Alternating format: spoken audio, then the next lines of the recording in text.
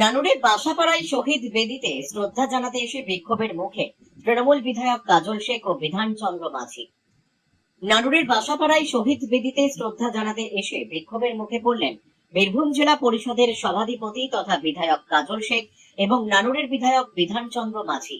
সোমবার সকাল 10টার পর তারা শহীদ বেদিতে পৌঁছলে একদল বিক্ষোভকারী তাদের লক্ষ্য করে একের পর এক ডিম ছুড়তে লক্ষ্য করা যায়। এই সময় চোর চোর স্লোগানও ওঠে বলে জানা যায়। ঘটনাস্থলে আগে থেকেই পুলিশ মোতায়েন ছিল।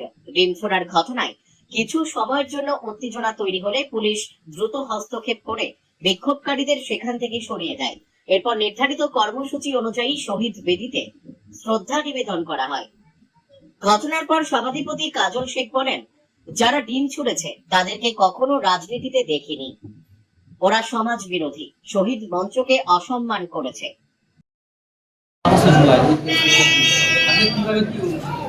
দেখুন, আজকে 27শে জুলাই 2000 সালের এই 27শে জুলাইয়ের দিনে 11 জন ক্ষেত মজুরকে নিষ্ঠুর নির্মমভাবে হত্যা করা হয়েছিল।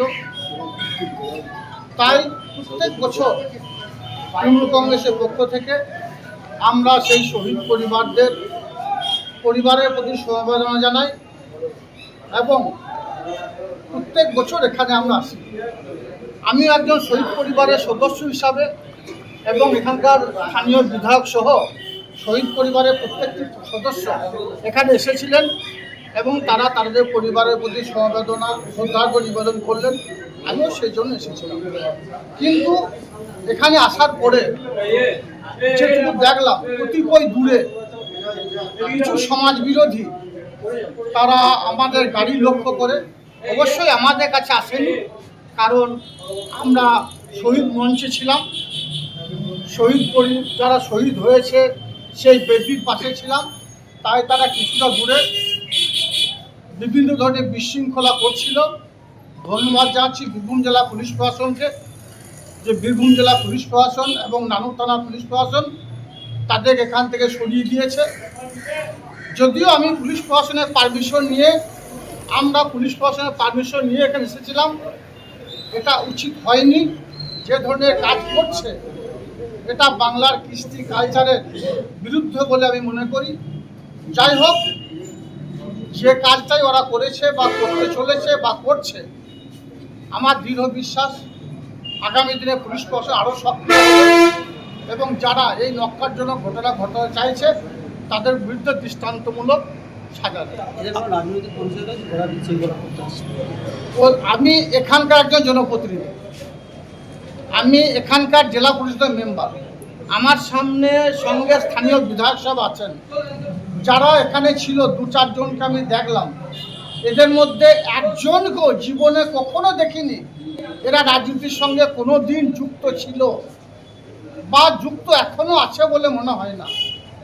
হয়তো বিভিন্ন ধরনের নেশায় আসক্ত হয়ে কতিপয় মানুষ এদেরকে আর্থিকভাবে প্রলোভনা দিয়ে বা আর্থিকভাবে সমৃদ্ধ করে তাদের এখানে পাঠিয়েছে বা পাঠানো হয়েছে বলে আমি মনে করি।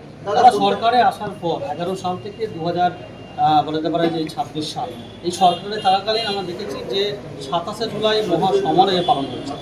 এই যে এবছর যে একটা ছবি, করুণ ছবি, এটার জন্য আপনি কি বলবেন? দেখুন, 27শে জুলাইয়ের মেন উদ্দেশ্য হচ্ছে আমাদের শহীদ বেদিতে মাল্যদান করা এবং শহীদ পরিবারদের পাশে দাঁড়ানো। আমরা সেটাই করছি, প্রত্যেক বছর করি, এবছর সেটাই করি।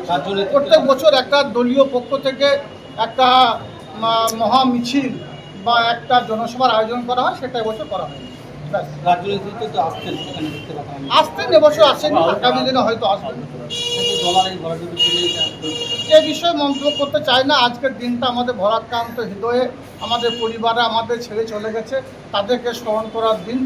স্বভাবতই আমি রাজনীতির কোনো বিষয়ে আজকের দিনে কোনো উত্তর দেওয়ার সম্মুখীন বলে মনে করছি। আপনাকে লক্ষ্য করে শহীদ বেদিতেও ডিম ছোড়া হলো, সেটা কতটা অপমান বলে মনে হলো? এটা কত বড় অপমান সেটা তো জনসাধারণই বলবে। সারা বাংলার মানুষ, সারা ভারতবর্ষ মানুষ এটাকে দেখলো, এটাকে আশা করি কেউ ভালো চোখে নেবে না।